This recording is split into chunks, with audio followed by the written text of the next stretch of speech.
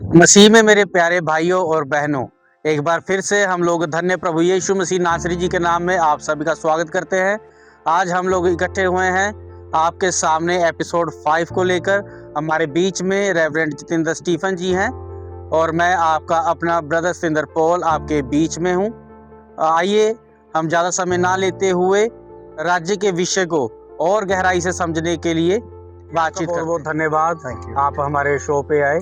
और हमारा जो पहला मेरा सवाल है वो ये है कि बहुत सारे जो लोग हैं वो कहते हैं कि जो राज्य है वो मरने के बाद मिलेगा, और प्रभु यीशु मसीह जी ने भी जब वो आए तब उन्होंने ये प्रचार किया कि मन फिराओ, स्वर्ग का राज्य निकट है। वो प्रचार 2000 साल पहले था।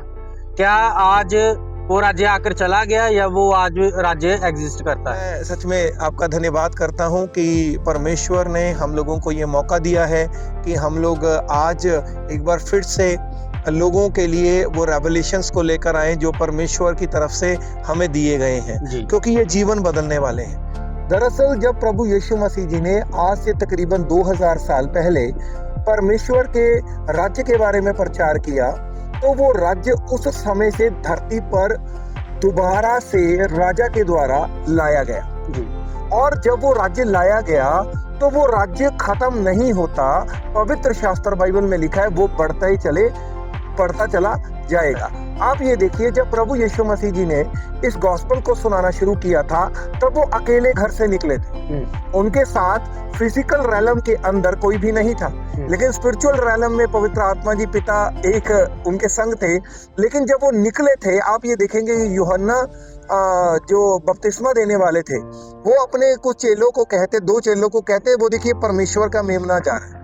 तो इसका मतलब है, पर उनकी जो मुलाकात थी पहले हो चुकी थी, क्योंकि वो कजन ब्रदर थे, है ना। तो दोनों की मुलाकात थी, लेकिन एक दूसरे की क्वालिटीज के बारे में भी पता था कि आखिरकार ये है कौन और क्या प्रीच करने के लिए जा रहा है। तो पतरस और अंद्रियास जो थे, जो पीटर एंड एंड्रयू, वो प्रभु का पीछा करते हैं।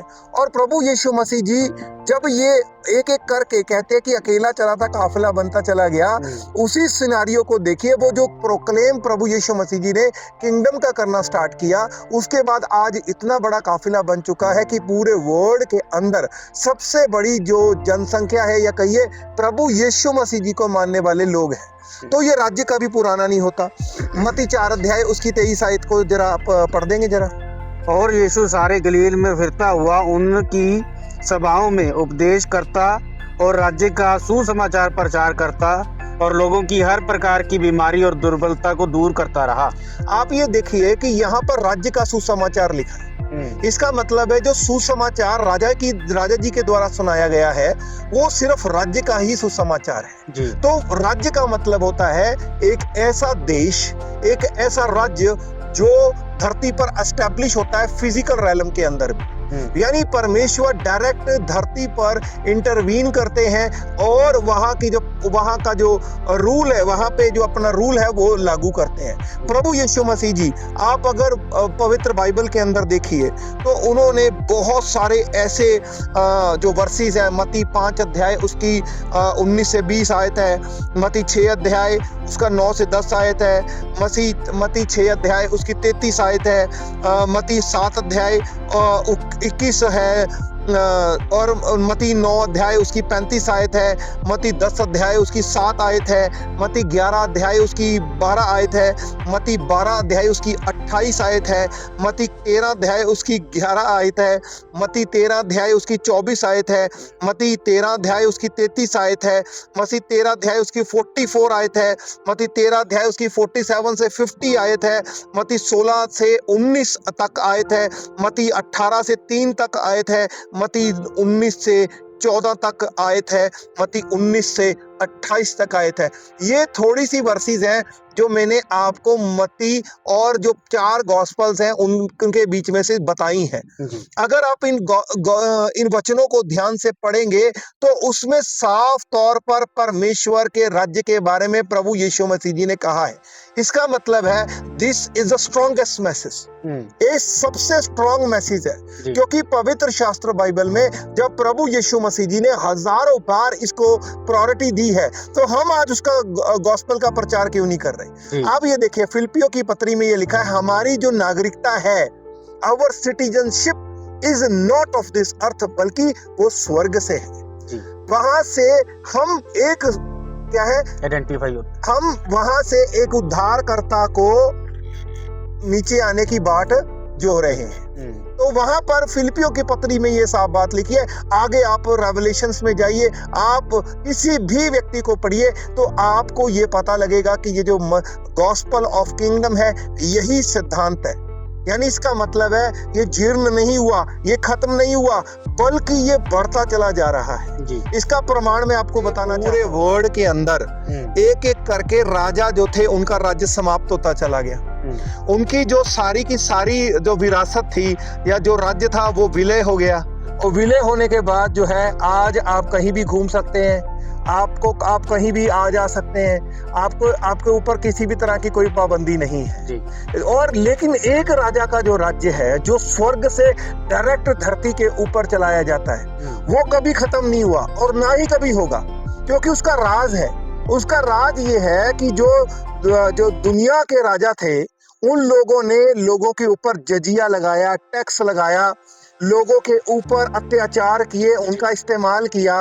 लेकिन जो प्रभु यीशु मसीह जी का गॉस्पल का जो एक किंगडम का जो मैसेज है वो मैसेज बिल्कुल क्लियर और बिल्कुल साफ है कि हम लोगों को अंदर से बदलना है और अंदर से अपनी आइडेंटिफिकेशन को चेंज करना है और एक एक करके हमें परमेश्वर के पास अपने आप को लेकर आना है, आत्मसमर्पण करना है। वो अदन की वाटिका जहां पर एक प्योर आदम बनाया गया था। आप ये देखिए पूरे पवित्र शास्त्र बाइबल में जो पुराना नियम है वो इस बात पे कंसंट्रेशन करता है कि अदन की वाटिका के अंदर जो कुछ था वो जो गुम हो गया था, अदन की वाटिका में आदम के अंदर जो पाप आ गया था उसी सब चीजों को निकालने के लिए प्रभु यीशु मसीह जी आए। और प्रभु यीशु मसीह जी के पवित्र शास्त्र बाइबल में जो नया नियम है वहां पर सारी चीजें री से स्टार्ट होती हैं। रिकार्नेशन, रीपेंट, रिकाउंसिल, सारे के सारे जो शब्द हैं वो री होते हैं। इसका मतलब है दोबारा से अपने आप को परमेश्वर के राज्य में लेके आना। तो लोगों को ये लगता था कि ये धरती उनकी है, लेकिन पवित्र शास्त्र बाइबल में ये लिखा है अर्थ बिलोंग्स टू लॉर्ड, यानी ये जो धरती है ये राजा की है, उस बादशाह की है। इस पर हम लोग थोड़ी देर के लिए कब्जा कर लेते हैं, लेकिन ये कब्जा जो है ये थोड़े समय का ही होता है, उसके बाद आप खाली करके ऊपर चले जाते हो। तो वो जो है हमेशा से है। अगर आप पवित्र शास्त्र बाइबल के पुराने नियम में जाते हैं तो वहां पर राजा दाऊद लिखते थे, वो खुद एक राजा थे, वो ये कहते थे कि हे मेरे बादशाह, आप ही है जो पूरी पृथ्वी पर राज्य करते हैं, आप ही का जो राज्य है वो सारी जगह, आपकी जो सल्तनत है वो सारी जगह है, आप ही का जो ये सारी जो रचना है ये आप कायनात जो है वो आप ही की है। तो ये जो राज्य का सुसमाचार है ये कभी पुराना नहीं हुआ, क्योंकि धरती जो है वो हमेशा से परमेश्वर की रही है। आपका जो स्थान है आप जो है वो परमेश्वर के रहे हैं, मैं खुद परमेश्वर का रहा हूं। और जो भी व्यक्ति इस बात को समझता है, यानी परमेश्वर एक ऐसा आपके द्वारा इस धरती के ऊपर राज्य बनाना चाहते हैं जो बिल्कुल हूबहू स्वर्ग के जैसा। इसीलिए सारी शिक्षाएं करैक्टर के ऊपर ध्यान देना, पवित्रताई के ऊपर ध्यान देना, ये सारी चीजें इसलिए प्रभु यीशु मसीह जी ने दी।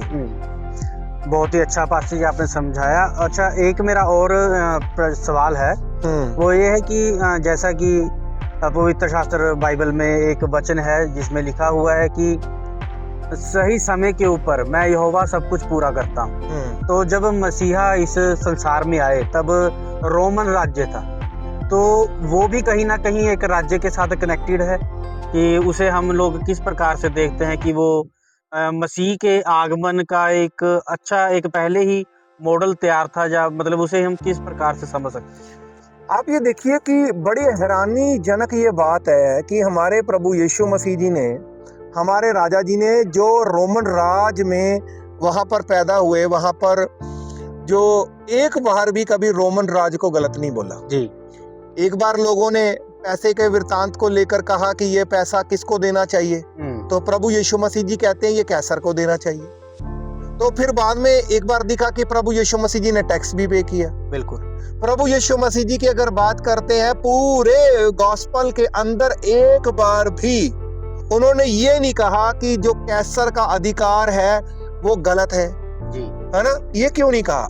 क्योंकि उसके पीछे राज है। क्योंकि जब आप ये देखिए, इस पृथ्वी के ऊपर चाहे वो पर्शियन हो, चाहे वो मिद्यानी हो, चाहे वो किसी भी तरह के लोग जो धरती के ऊपर उस समय कब्जा करने की कोशिश कर रहे थे, वो जो लोग थे वो बड़े क्रूर हुआ करते थे। वो क्या करते थे? लोगों को मारते थे, मार के उनके बच्चों को और बीवियों को गुलाम बनाते थे, लोगों को मार देते थे, उनकी भेड़ बकरियां ले जाते थे जी। ये हमला करने का तरीका होता था। लेकिन जो रोमन राज था, वो रोमन राज क्या करता था? अपना एक गवर्नर जो था वो वहां पे भेज देते थे। जैसे पिलातुस उस समय गवर्नर था, उसको भेजते थे ताकि वो राजा की इच्छा को पूर्ण रीति से उस राज्य में पूरा करे।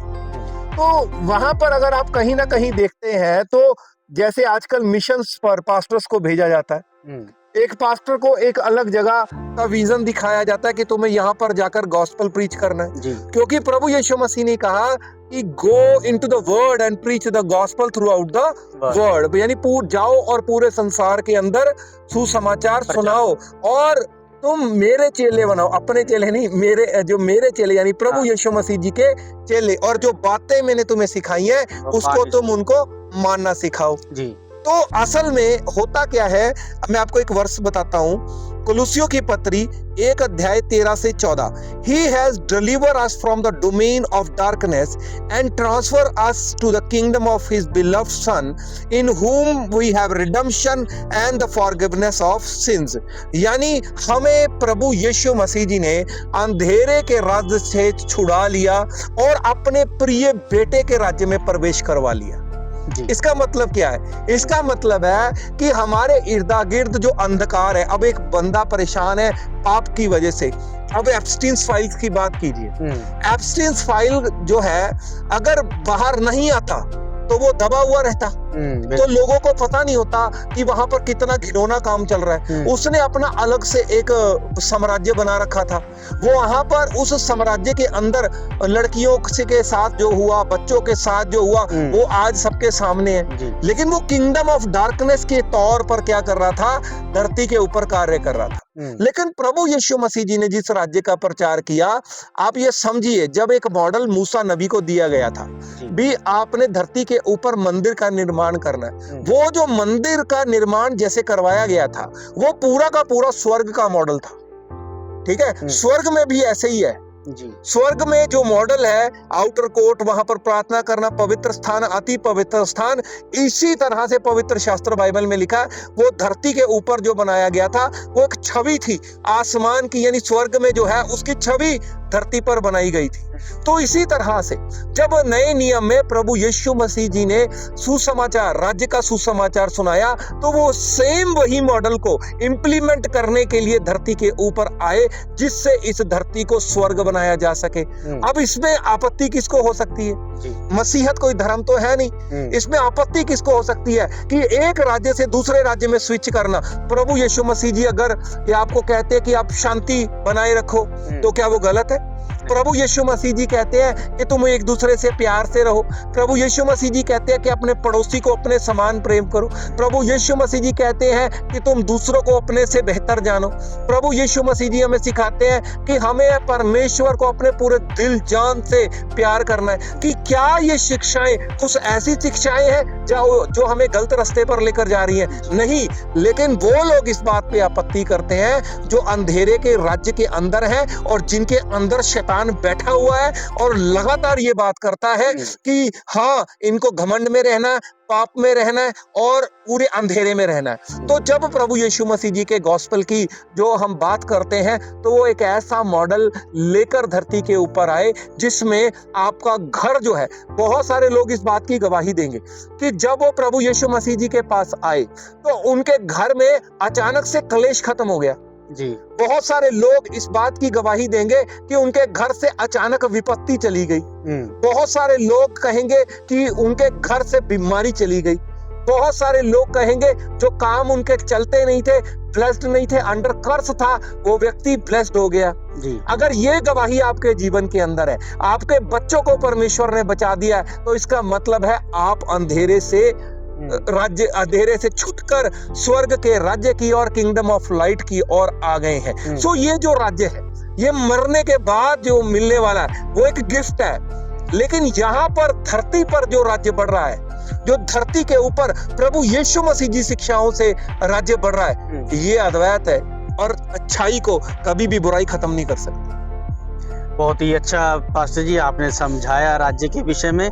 सो मेरे प्रियो, आपने जैसा कि देखा राज्य के विषय में आज हम फिर एक बार बहुत ही अच्छी रीति से समझने पाए हैं। सो आगे के एपिसोड्स के लिए बने रहें द पोस्ट चैनल पर। पास्टर जी, हम आपका बहुत बहुत धन्यवाद करते हैं अच्छी रीति से समझाने के लिए, और हम चाहते हैं कि आप हमारे व्यूवर्स के लिए प्रार्थना भी ज़रूर से करें। जी, क्यों ना हम अपने हाथों को उठाएं और परमेश्वर का धन्यवाद करें। स्वर्गीय पिता परमेश्वर, अद्वैत जिंदा परमेश्वर, हम आपका दिल की गहराई से धन्यवाद करते हैं यस लॉर्ड, क्योंकि आपका राज्य धरती के ऊपर कार्य कर रहा है। धन्यवाद। हमें पिता परमेश्वर आपने अपनी छवि में बनाया है और आपने कहा है कि तुम्हें मेरे जैसे काम करने होंगे। और आपने कहा है कि मैं पवित्र हूँ, इसलिए तुम भी पवित्र बनो। यस लॉर्ड, मेरे प्रभु, होने दीजिए कि हर एक व्यक्ति के जीवन में आपका राज्य आए मेरे पिता परमेश्वर, धन्यवाद। और प्रभु आपका राज्य इनके जीवन में बढ़ता चला जाए। यस हे मेरे यहोवा परमेश्वर, मैं दिल की गहराई से आपका धन्यवाद करता हूँ, क्योंकि अंधकार दूर हो रहा है, यस लॉर्ड, बीमारियां दूर हो रही हैं, परेशानियां दूर हो रही हैं, करप्शन दूर हो रही है। और मेरे प्रभु, जितने भी लोग हमें देख रहे हैं, सब के सब मेरे प्रभु आपके महान कार्य को अपने जीवन में होते हुए देखेंगे। राजा यीशुआ जी के पाक और पवित्र जलाली नाम में होकर मांगते हैं, आमीन, आमीन, आमीन, हालेलुया।